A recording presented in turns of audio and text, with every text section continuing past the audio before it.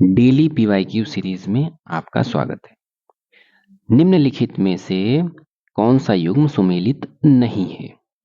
इसमें दिया गया है मोइनुद्दीन चिश्ती अजमेर, बाबा फरीद पाकपट्टन, यानी ये दरगाह दी गई है जहां पर वो लोग रहते थे। मोइनुद्दीन चिश्ती क्या ये अजमेर में रहते थे? बाबा फरीद क्या ये पाकपट्टन में रहते थे? शेख बख्तियार काकी क्या ये गुजरात में रहते थे? सलीम चिश्ती क्या ये आगरा में रहते थे? तो ऐसी बात कहाँ है जो गलत है? तो ये गलत है गुजरात की। तो ऐसा कुछ नहीं था क्योंकि शेख बख्तियार काकी रहते थे दिल्ली में। हम थोड़ा सा बात कर लेते हैं भक्ति और सूफी। हमारा आंसर क्या हो गया इसमें कि बख्तियार, शेख बख्तियार काकी जो कि दिल्ली में इनकी खानकाह है। बाकी सही है, मोइनुद्दीन चिश्ती अजमेर में, बाबा फरीद पाकपट्टन में और सलीम चिश्ती आगरा में। तो हमको दो चीज बात करनी है, भक्ति आंदोलन और सूफी आंदोलन में क्या अंतर रहा है। लेकिन इसके पहले हम इस बात को क्लियर कर लेते हैं, प्रमुख रूप से सूफी संत कौन कौन हुए हैं वो देख लेते हैं, तब उसके बाद बात करने में अच्छा लगेगा। ठीक है, तो आइए इसको इसी लगे हाथ क्लियर कर लेते हैं। तो ख्वाजा मोइनुद्दीन चिश्ती हैं जिनकी खानकाह अजमेर में है। अजमेर में चादर चढ़ाने आप लोगों में से बहुत लोग गए होंगे। अजमेर में खानकाह किसकी है? ख्वाजा मोइनुद्दीन चिश्ती की है। ये चिश्ती संप्रदाय के संस्थापक थे। चिश्ती संप्रदाय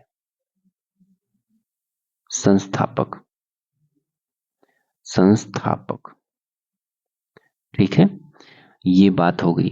दूसरा, ख्वाजा कुतुबुद्दीन बख्तियार काकी, ये कौन थे भाई?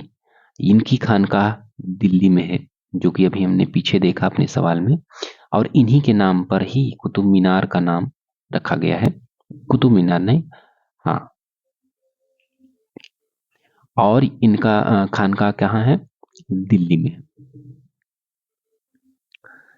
और इन्होंने ही चिश्ती संप्रदाय के यानी मोइनुद्दीन चिश्ती के शिष्य रहे हैं और अपने संप्रदाय को आगे बढ़ाने का काम किए। ठीक, अगला देखते हैं। बाबा फरीदुद्दीन गज शंकर बाबा फरीद रहे हैं। बाबा फरीद किनके शिष्य रहे हैं? कुतुबुद्दीन बख्तियार काकी के शिष्य। ये थोड़ा सा वर्डिंग्स टफ लग रही होंगी, इनके नाम टफ लग रहे होंगे, लेकिन थोड़ा सा ध्यान देने पे, एक दो बार पढ़ लेने पे समझ आ जाता है। बहुत ज्यादा सवाल नहीं आते, कभी कभी एक दो सवाल आ जाता है। ठीक है, बाबा फरीदुद्दीन गज शंकर बाबा फरीद, इनका कहा है पाकपट्टन में। ज्यादा नहीं, इनका ये खानकाह याद कर लेना है, बाकी और बहुत परेशान होने की बात नहीं। पाकपट्टन कहाँ है? वर्तमान के पाकिस्तान में है। ठीक है, इनका टाइम पीरियड था इल्तुतमिश के समय में थे ये, और बलबन के समय तक थे, बलबन के समय के आसपास थे। पाकपट्टन में ये काकी के शिष्य थे। और इनके शिष्यों में कौन आते हैं? शेख निजामुद्दीन औलिया आते हैं। तो ये बीच में शेख सलीम चिश्ती क्या कर रहे हैं? तो ये जो थे, ये इनके दूर के वंशज थे।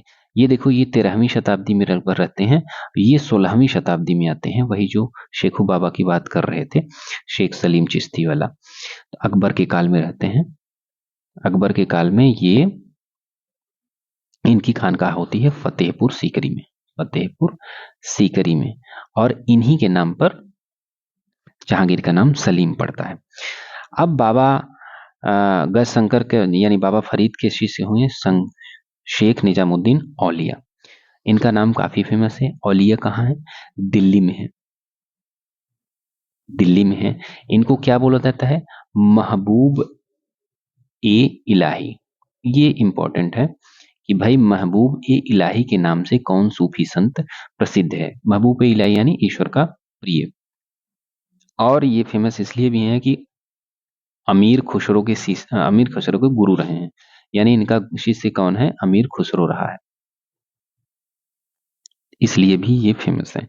अब इनके शिष्यों में आते हैं नासिरुद्दीन चिराग ए देहलवी। चिराग ए देहलवी यानी दिल्ली का चिराग। ये कौन है? इनकी भी जो खानकाह है वो दिल्ली में है।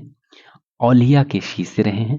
औलिया के शीश रहे हैं 1274 से 1356 की ईस्वी के बीच में। अब चिराग ए देहलवी के शिष्य कौन है? ख्वाजा बंदा नवाब गेसुदराज। ये कौन रहा है? एक ऐसे सूफी संत जिनकी खानकाह साउथ में गुलबर्गा में है। ठीक है, कर्नाटक में आज का पड़ता है। सिर्फ यही हैं जिनकी साउथ में दरगाह है, वो ख्वाजा बंदा नवाब गेसुदराज है।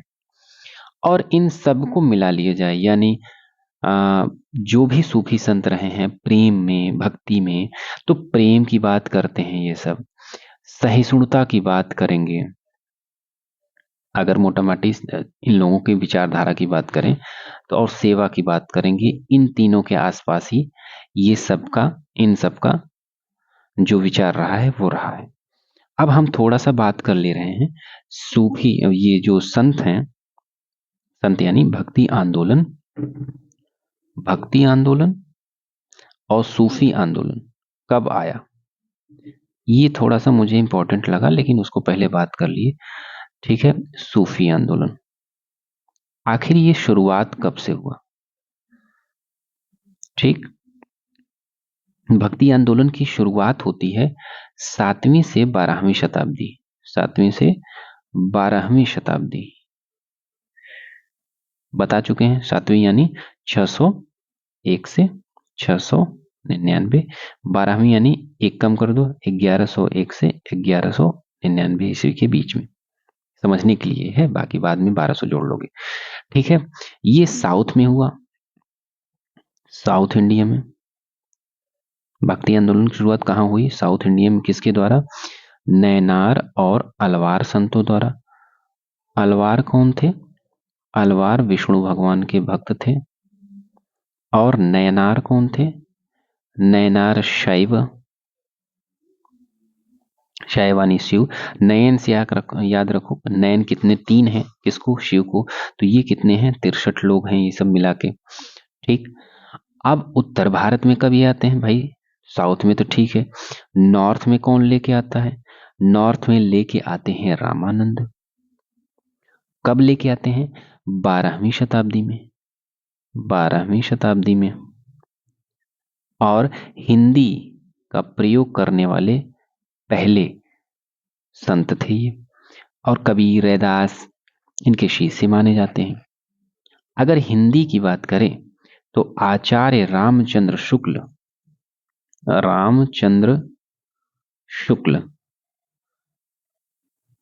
शुक्ल जी भक्ति आंदोलन का समय 1375 से और 1700 ईस्वी के बीच मानते हैं।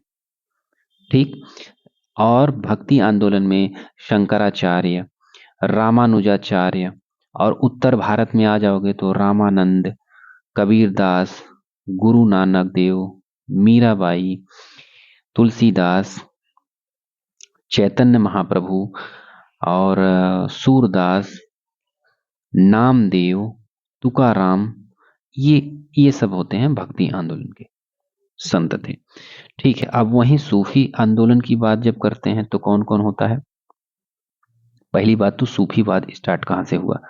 सूफीवाद स्टार्ट होता है अरब से। कब स्टार्ट होता है? 7वीं शताब्दी। लगभग दोनों सेम ही स्टार्ट होते हैं, बस जगह अलग होती है। अरब में। भारत में कब आता है? भारत में आता है 11वीं 12वीं शताब्दी में, 11वीं 12वीं शताब्दी में आता है। कई संत आए, और सबसे पहली बात 1192 में। ठीक है, 1192 कौन आया? ख्वाजा मोइनुद्दीन चिश्ती आते हैं, ख्वाजा मोइनुद्दीन चिश्ती आते हैं, जो कि अभी हम लोगों ने पढ़ा 1141 से 1236 के बीच में रहते हैं। अजमेर में खानकाह बनाते हैं अपनी, आज भी अजमेर में चढ़ाने जाते हो चादर। चिश्ती संप्रदाय के संस्थापक रहे हैं ये, और मोहम्मद गोरी के साथ आए थे, यहीं बस गए, ऐबक और इल्तुतमिश का शासन भी देखा। ठीक है, और 1236 में रजिया बन जाती है उसके बाद। तो ये हो गया हमारा सूफी आंदोलन। कुल मिलाकर भक्ति और सूफी आंदोलन 8वीं से 18वीं शताब्दी तक रहता है। इनके बीच में रहता है। ठीक, इस काल में धार्मिक सहिष्णुता और व्यक्तिगत भक्ति पर जोर देने के लिए जाना जाता है, जिसने भारतीय समाज पर गहरा असर छोड़ा। तो इस तरीके से हमारा ये आज का चैप्टर समाप्त होता है। हालांकि थोड़ा सा ये बहुत थोड़ा फैक्चुअल हो गया होगा, थोड़ा भारी लग रहा होगा, लेकिन बहुत काफी इंपॉर्टेंट चैप्टर ये माना जाता है। चलिए मिलते हैं अगले वीडियो में, तब तक के लिए धन्यवाद। पढ़ते रहिए।